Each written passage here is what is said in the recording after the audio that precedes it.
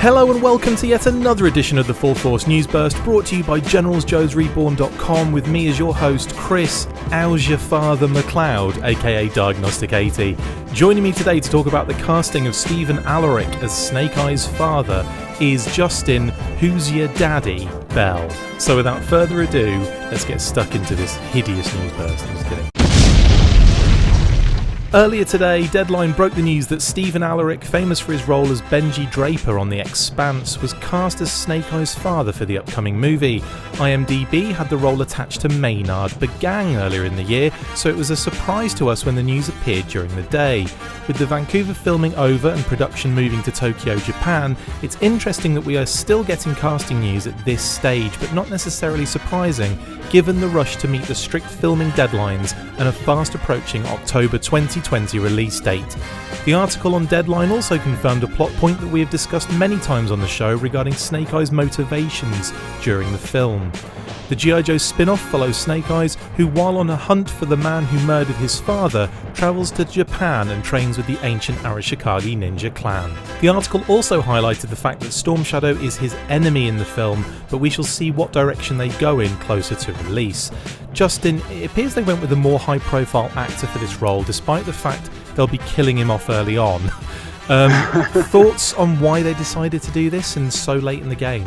Well, I'm kind of wondering how much of it is, going to be flashbacks versus how much of it is going to happen real time. I mean, I don't know, like, what kind of role, he will play, kind of in the ongoing film, like whether he's going to be a recurring character or whether he's just going to be, like I said, appearing in flashbacks. Because, I mean, he doesn't look a whole lot older than Henry Golding, so you would think that his stuff has got to be all happening in the past, I was thinking that he might appear as, like, Dexter's father. Have you ever watched Dexter? Because like when when he's kind of like, I don't know, doing horrible things, his dad always appears as his, like, sees him in a vision or whatever. Like all the time, like it's like his imaginary friend. That'd be great. That's exactly what Snake Eyes still needs, is imaginary friends. That'd be fantastic. He just goes through the whole movie killing bad guys, like serial killing, like bad people. He's wrapping people in hefty bags and dump them into Florida Keys. And I need to do a movie poster now that kind of like covers both of those things. Anyway, I mean, it does feel like late to be doing casting news. Plus, I'm sure like we had Maynard Begang as the actor for Snake Eyes' father on IMDb like way like months ago. So it's interesting that they've changed their tack on how much the father is in this film. It's quite possible, yeah. I mean, it seems like the story might be evolving somewhat, and they're kind of rethinking how things are playing out. I mean, I don't know. It's a tough call. I mean, I think these films, to some degree, they have to be sort of set in stone. I mean, there's a lot of stuff that has to come together in order for a film to be made. Yeah. But, you have heard, plenty of times in the past how they had to kind of pivot at a moment's notice, and maybe that's what's going on here. Yeah, it's just interesting that it's casting news right in the middle of filming. So I guess exactly. We'll find out eventually. He would almost have to be, you would think, a flashback sort of little spot character, like not really a major role throughout the entire film, but maybe a few little isolated scenes where he's, where Snake Eyes is kind of thinking back to times past and killing people. All this stuff. Yeah, all this stuff really brings up some real questions. Like, to this day, we still have not heard what Snake Eyes' quote unquote real name is, and if he's going to be named in this film as something other than Snake Eyes, you'd think he'd have to be Henry Golding. Henry Snake Eyes Golding is. If they make him Henry, that would be amazing. I don't know how that's all going to play out. I mean, there's a couple of things. Obviously, we now know that it's going to be more about kind of like a revenge-based scenario for Snake Eyes, or not necessarily that he's just on like a rampant revenge tip, but it could just be that that's always on. That's always on his mind. That's always kind of floating around there. Right. We don't obviously know how that's going to play out, but that is quite a departure from what we've seen in the past in terms of his motivations, really. Sure. Yeah. I mean, obviously he did lose his parents in the car crash with the drunk driver and stuff, but that certainly wasn't wasn't the result of his conflict with Storm Shadow. And really, his conflict with Storm Shadow wasn't really a him problem. It was mostly a Storm Shadow problem. Yeah. Storm Shadow and his uncle, and kind of how that all played out. So Snake in the comics, Snake Eyes didn't really have a vendetta against Storm Shadow. It was always the other way around. And because Storm Shadow had this vendetta, it kind of spiraled into this conflict that Snake Eyes never really wanted in the first place. Yeah, what's interesting about the comics for me is that Snake Eyes, you never really... the only time you really know what he's thinking is when he writes that letter in the last issue of the Marvel run to, where he kind of tells Sean Collins, Wade's son, what the reality of war is like. So I feel like we never really get into his head, because it's almost impossible to really portray what he's thinking without having that person to like run the dialogue off of, kind of, and that was always a difficulty in a way to really get into Snake Eyes' head. Like, it was always difficult to really know what he was thinking. Exactly. Yeah. I mean, that's one of the intriguing parts about building an entire film around a character who not only doesn't talk, but you don't really, his only emotional kind of resonance is how other people are reacting to what he's doing. Or, it always kind of amazed me in the old Marvel days how well, guys like Rod Wiggum and Ron Wagner could kind of express Snake Eyes' emotion just with like a tip of his head and like a clench of his fist, and just kind of interesting ways they could draw him to show that sort of emotion. Yeah. And then they just gave up and just unmasked him for the rest of it as well. Yeah, exactly. Yeah, enough of this stuff. Let's just take his mask off. Yeah. You see, that's one of those kind of like almost like misconceptions that everyone's like, Snake Eyes doesn't talk ever, and Snake Eyes doesn't, you never see his face ever. But actually, if you read the Marvel run from start to finish, to 155, then you'll see a lot of shots of his face, and there's that moment obviously when he shouts Scarlet's name as well. So like, there's some interesting things in the comic that people seem to kind of forget about as well. But I mean, this is a complete departure from that, obviously, in the films. It's looking more and more likely that the leaked script details we got all those months back, based our fantasy casting on, are starting to bear a bit of fruit here. I mean, are you still confident we will see a solid movie utilising that script, or at least what we know about the script? I think so. Yeah. I mean, they're obviously taking things a little bit simpler. One of the nice things about focusing on a single character is that you can simplify the story. You don't have to get too convoluted. So I have some pretty decent expectations on what they'll be able to do. I mean, the whole Snake Eyes needs vengeance for his father's death could be a little bit tired. Yeah. But, I think I've got some pretty good feelings about it so far. Yeah. And we could also, I'm kind of hoping there's a payoff at the end with the disfigurement, with something along those lines, where it's like, he's going to have to be masked, and no, he's not going to talk anymore. Like, I'm hoping for that payoff. Get as much of Henry in there as possible. Totally down for that. But I kind of think he does. The character isn't really that character with that. It's odd. You might as well just be like, what was the one in Extreme called? The kind of Snake Eyes rip. Black Dragon. Yeah. Kind of like him.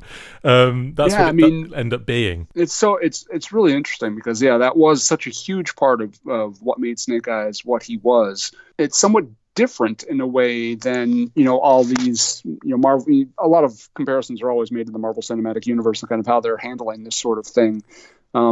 Stuff like if you go back and look at all, say, the Wolverine films, and through all those films, Hugh Jackman never once really put on the quote unquote Wolverine mask. It was always kind of weird variations of that look. But, that wasn't who Wolverine was. I mean, Hugh Jackman resonated what Wolverine was, which was kind of, a badass Canadian mutant with claws or whatever. And he could do that without the mask. Snake Eyes, he is the mask, and the mask is him, and he is the mutant ninja, and that character is him. So you can't really do Snake Eyes without exploring those parts of it. Yeah. So you kind of need that stuff. And as much as I hate to be that fan that says, oh, he's got to have the mask and he's got to be mute, he kind of does. I mean, it does make Snake Eyes what he is. Otherwise, he's just another, ninja. Yeah, and he's not his uniqueness is his disfigurement and his, inability to talk. That's essentially the crux of his character. I think, like having a disability and being a hero is something that I think should be really pushed out there a little bit more. Because, I mean,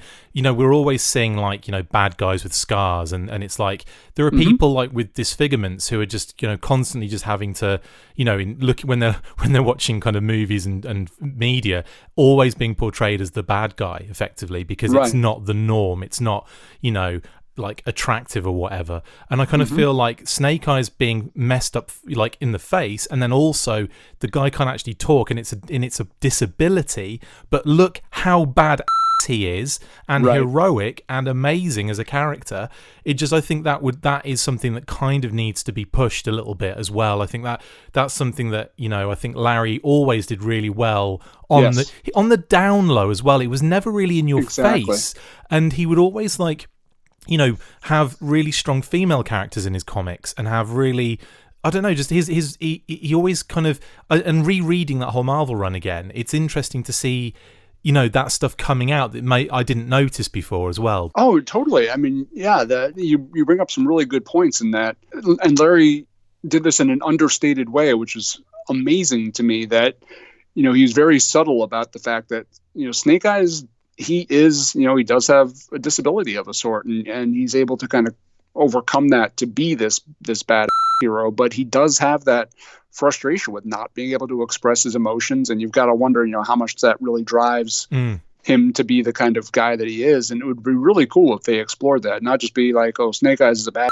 because he doesn't talk and he just kicks and does nothing else, but it would be neat to see that layer of character where he really does feel frustrated and kind of, angry that he cannot communicate in a more effective way. I mean, think of the guy, he can't talk, but he also can't express his emotion with his face either. So, I mean, he's really got no way to kind trapped in his own body, effectively. Exactly. Totally. Exactly. Like the Elephant Man kind of thing. He is really trapped in his own body, and it's just how does he react and deal with that? And I mean, that was going to be a really good, I kind of like, I'd hate using the word, but like a juxtaposition of having Henry Golding at the start of the movie, and then something unrecognizable at the end of it. Like no kidding. I feel like that would be a really good way of showing what that character is having to go through. He's going from like being one of the most attractive men on the planet to to then having to struggle with, not, like you say, not being able to emote, not being able to actually explain to people how he's feeling, which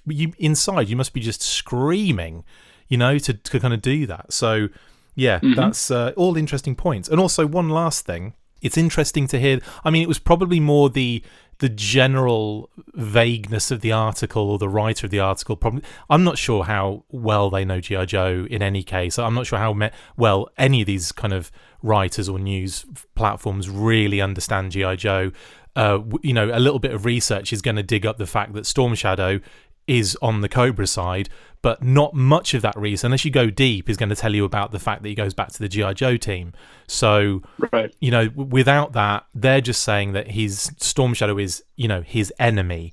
So maybe they're doing that in the film, but I'm not sure. I'm not sure how to read that article without, unless knowing for a fact they've got that information direct from the set. Do you know what I mean? Yeah, exactly. Yeah. So, anywho, that's it in regards to Snake Eyes' father, which we kind of went all over the place with again. We always do this. But again, we'll be kind of keeping up to date with any Snake Eyes related news updates as they appear. I'm actually having to fly off to the UK very soon, so there might be a lean moment in a couple of days where we can't do much, because I'll be at Boss Fight for a few days and then flying to the UK. So hopefully nothing happens in that time, but if it does, we'll have to do some catch-up episodes or something. Absolutely. Cool, man. Sounds good. Well, have a safe trip. Thank you very much, Justin. And dude, thanks for jumping on, mate. Really appreciate it. Not a problem. My pleasure. Anytime. That's it for this instalment of the Full Force News Burst. Thank you to my awesome co-host, Justin Bell. See you next time, and as always, he's my daddy.